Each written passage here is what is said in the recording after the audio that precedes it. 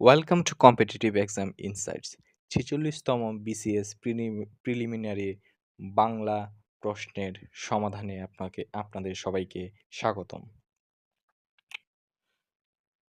বাংলা ভাষায় কোন স্বরধ্বনি উচ্চারণকালে জিহ্বা উচ্চ অবস্থানে থাকে?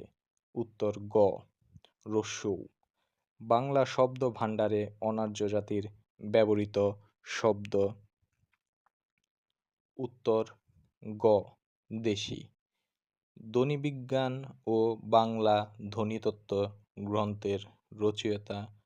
উত্তর ক, মোহাম্মদ আব্দুল হাই। বাংলা বর্ণমালায় যৌগিক স্বর কয়টি?